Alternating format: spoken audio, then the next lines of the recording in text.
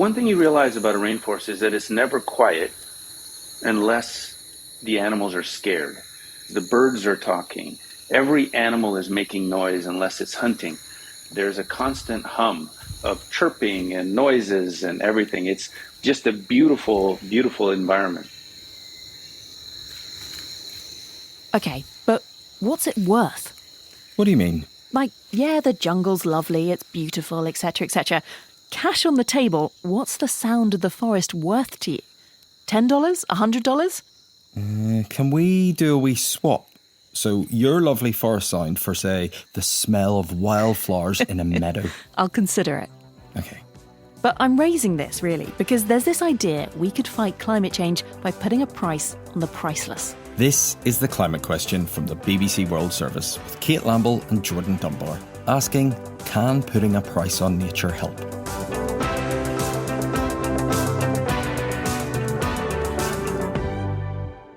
At the end of the day, price is what you pay, Econ 101, and value is what you receive.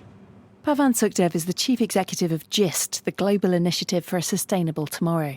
The interesting thing about nature is that actually the price of nature is zero because most of what nature provides us is free. It's public goods and services.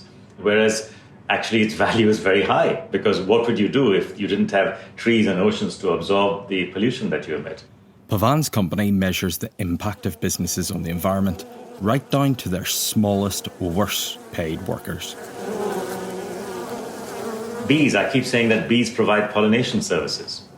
But when did a bee ever send you an invoice for pollination? But at the same time, we can estimate, as economists, we can estimate the value of pollination based on good bee years and bad bee years, and that answer is close to $200 billion. That's huge, that's humongous. But like our parents' love, we don't necessarily appreciate the service provided. Our generation is so mesmerized by the magic of markets that we think that anything that doesn't have a price doesn't have a value. Someone who owns a mangrove forest, for example, could make lots of money by cutting it down and building a hotel. Everyone else has to deal with the consequences of the forest no longer protecting the land from erosion, no longer providing a home to animals, and so on and so on. We end up in this sort of bizarre game of making private profits, public losses, private profits, public losses. You can't keep doing that. It's like musical chairs. The music will stop at some point. Some people have come up with an idea to stop the game.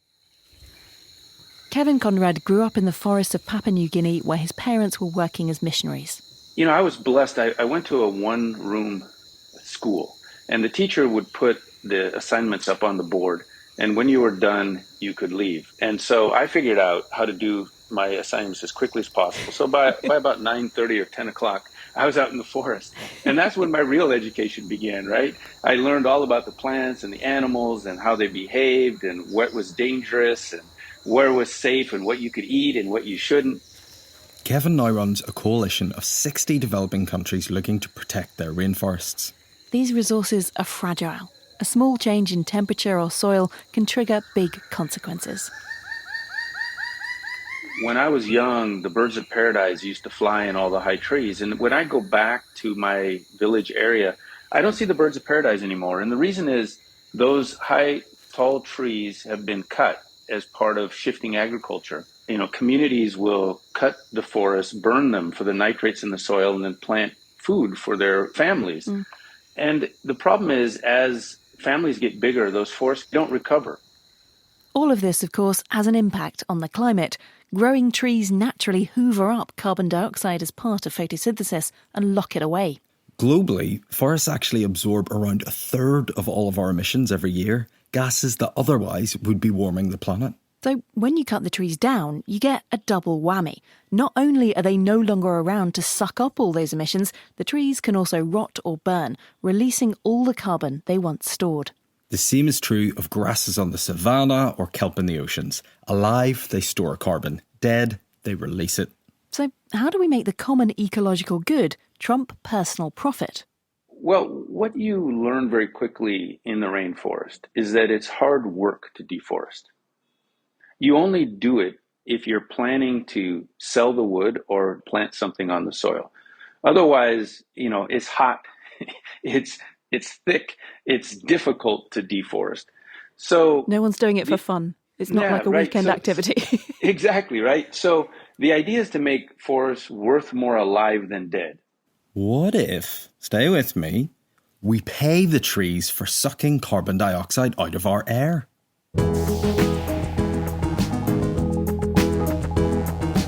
In the late 1980s, small experiments were started in places like Costa Rica, Colombia and Brazil. Villages were paid in hopes it would encourage them to protect patches of forest instead of cutting them down, but it didn't always work. So we observed that paying a community in one area wasn't sufficient, because what would happen is a community could take that money and then use it to deforest around the mountain on the other side. Oh, come on, guys. Kevin decided they needed to go bigger. Entire countries would need to be paid for the service their trees provide.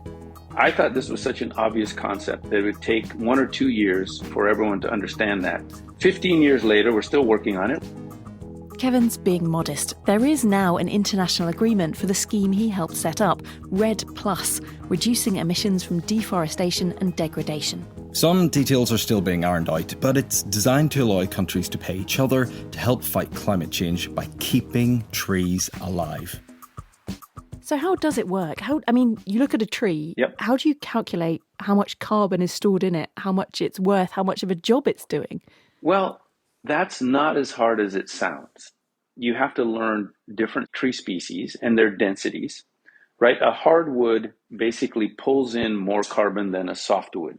So you need to know what type of tree it is. You need to know how many of them are in a hectare. So we come up with these estimates. Again, they are only estimates, and it entails scientists running out and measuring trees and, taking in a fallen tree and studying it. But once you get that... Hang on, because, Yeah. sorry, whoa. Because in my mind, you're taking satellite images. You're not sending scientists out with a tape measure. Well, no, you're doing both, right? Okay. Thankfully, we don't need to send a scientist to the Amazon with a ruler and tell them not to come back until they've measured every tree. Detailed calculations can be scaled up using satellite images and a price assigned for the job the living forest is doing.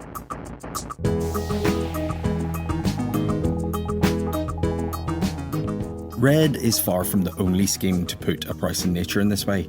At the recent UN climate conference, countries agreed a rulebook to govern the trade of what are known as carbon credits. Tina Steggy represented the Marshall Islands as part of the negotiations. A group of low-lying atolls, they're one of the most vulnerable countries to the effects of climate change.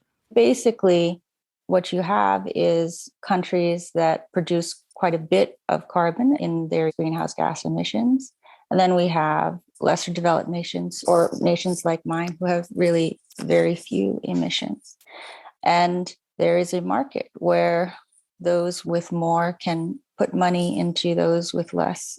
This basically means countries which have forests that store more carbon than the nation produces can be paid by richer nations to offset a bit of their carbon emissions too. The idea is that everyone has to become carbon neutral. So how do we do that? We have to reduce emissions ourselves. But what happens if we can't do that fast enough? Should we be paying someone else to reduce if they can go faster than us? So the idea is that all of us have to get to the end point. Let's pay those that can move the fastest. I want to take you somewhere this idea is already taking root. Jordan, can you guess where this is? That is the beautiful sound of summer in Belfast city centre, right? Sadly not. It's Gabon on the west coast of Africa. Gabon. Okay, right now I'm stood up at the Raponda Walker Arboretum. It is located at Akanda. We call it the Wood of the Giant. That is another name. Standing in the shade of these giants is journalist Gloria Bivigou. How sort of wide are they? Wide. I mean, if you tried to hug one now, how far do your arms go around the trunk? I should give a hug to the tree. Go on, give it a go for me. Okay, this tree is... Right now I'm under a big tree, and it's very big. When I try to give a hug, I can't even embrace them. And people call us tree huggers. Well, a whopping 80% of Gabon is covered in forests just like this. And it's recently become the first African country to receive payment to protect its rainforests as part of a UN-backed deal. Norway has agreed to pay Gabon $150 million over 10 years for these forests to absorb carbon dioxide from their emissions. It could be just in time. Gloria says forests are important to the people of Gabon. It's part of their culture. They grew up around the forest. What is inside the forest can even be used for health. Forest plants are used to treat malaria, stomach pain and other illnesses. But Gabon is developing, its population growing. The government itself is willing to build, for example, more hospitals, more schools, more houses, many for the poor ones. And I think if you want to develop, you go to a place who is not inhabited. And maybe they will be tempted to destroy a forest. Of course, from a climate perspective, the hope is that Gabon can use the money from Norway to help it develop while it protects its forests, allowing them to keep locking away carbon emissions. But it's not clear there are any requirements on where or how these millions of dollars should be spent.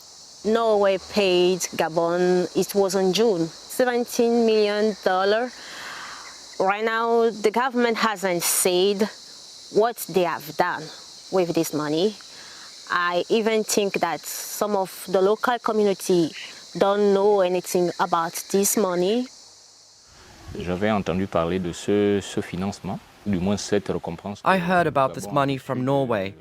This news warmed my heart because we are fighting every day to try to preserve our environment, given to realities that are frightening as the sea is advancing in leaps and bounds. Et je vous assure, pas des géants. We have heard about this money through the media, but we don't know if we are going to receive it. The forest is a great wealth for us. It is from the forest that we eat, breathe and live. So you just don't know how that money is going to be spent at all? I can't tell really. I really can't tell. Since Gabon received this money, we've not heard anything from them. Now, there's no evidence Gabon is doing anything bad with this money. The government say they're putting together a plan to invest it in ways to tackle climate change. There are just no details available yet. Kevin Conrad says, from a climate perspective, it doesn't actually matter what they spend it on. If you try to micromanage from the beginning and attach too many strings to every dollar, it creates so much friction that countries give up and don't even want to engage. So we've got to flip it. We've got to have trust, but we've got to have trust with transparency. It's the same kind of thing they were doing with Iran and the nuclear, right? You've got to trust, and then you've got to be able to verify. And that is the way we can move at pace and at scale. So in Gabon, they're in the dark about how the money is being spent. Outsiders worry about whether the trees may be cut down. On that point, there is a check. Countries have to report to the UN every couple of years about what they're doing. These reports are public and independently reviewed. So think about it this way. Let's assume Gabon gets that money and wastes it. Now, next year, what will happen? There will be no money going to stop deforestation, and deforestation rises again. So Gabon now sees that it is in breach of its agreement. So Gabon understands that it has to put money in the right place if it wants to keep this payment system coming.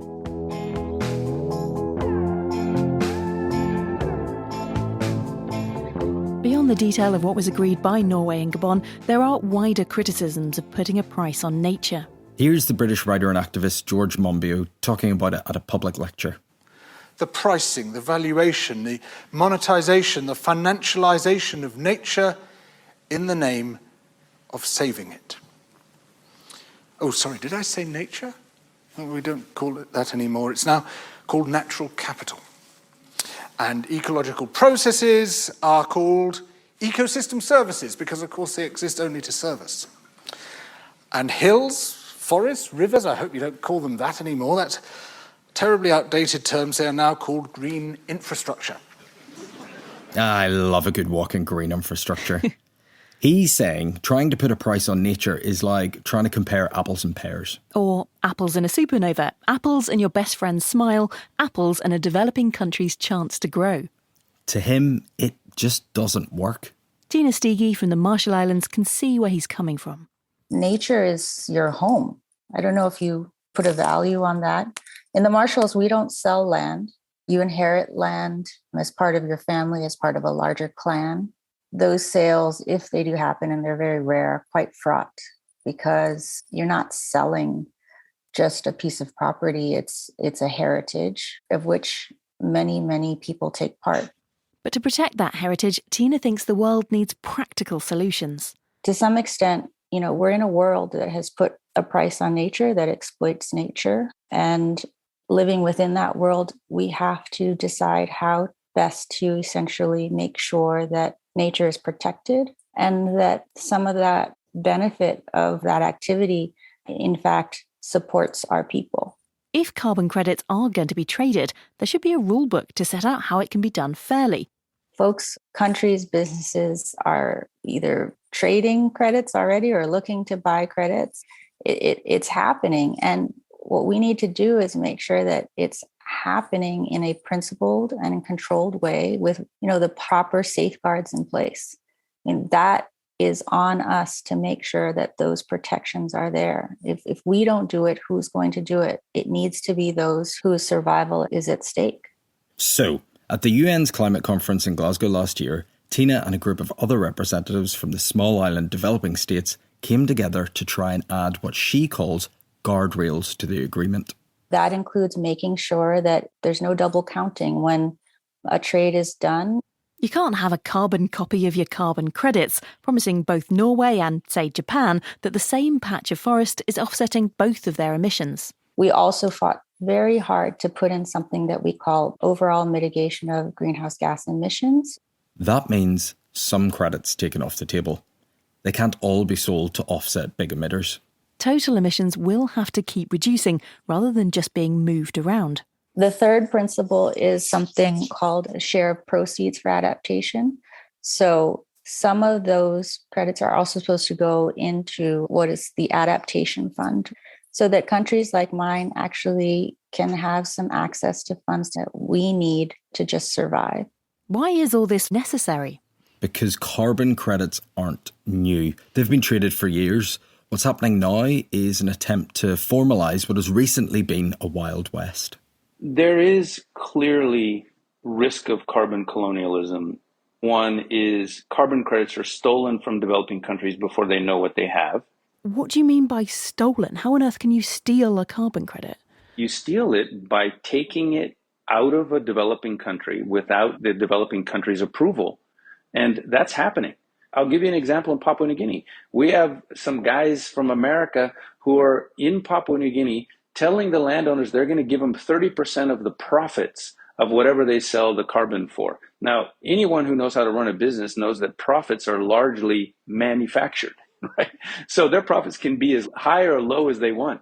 And these credits are being sold and the government didn't even know anything about it. They weren't there to protect the communities. They weren't there to actually assess that it was a fair transaction. And this is what's going on with many of these voluntary projects. That's crazy. Well, it's happening at scale all over the world. And, companies are buying them. You'll have all these companies going, we're carbon neutral with all these voluntary credits that, and I keep saying, look, you're trading in stolen goods. So far, we've largely been talking about governments paying each other to protect natural resources. But of course, there's a whole other side to this equation. 2/3 of the economy is private sector. So if you look at the impacts on nature, 2/3 of them are coming from the corporate world. Now, if we don't explain to the corporate world, look, these are your impacts, how are they going to ever figure out what is the right thing to do?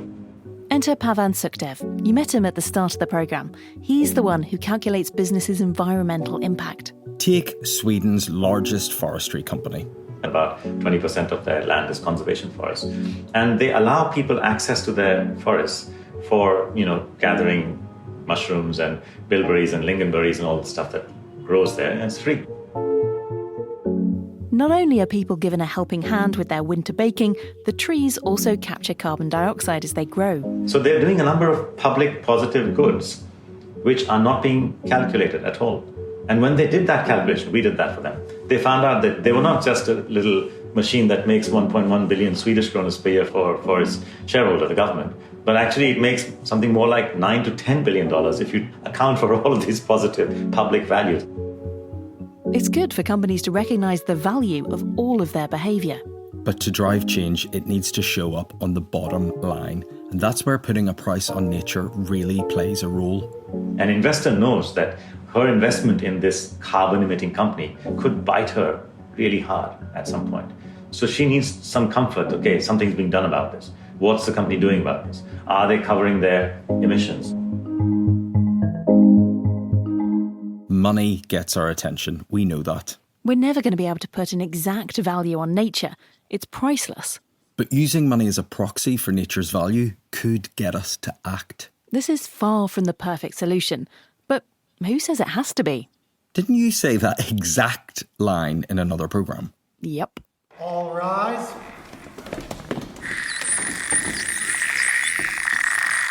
We made another programme about giving nature legal rights. Yep. And in that, we kind of discussed giving dolphins the rights to sue us, or, giving a river legal standing in a courtroom could help us reframe our relationship with nature, help us think about it in a different way than just, a landscape that can do things for us.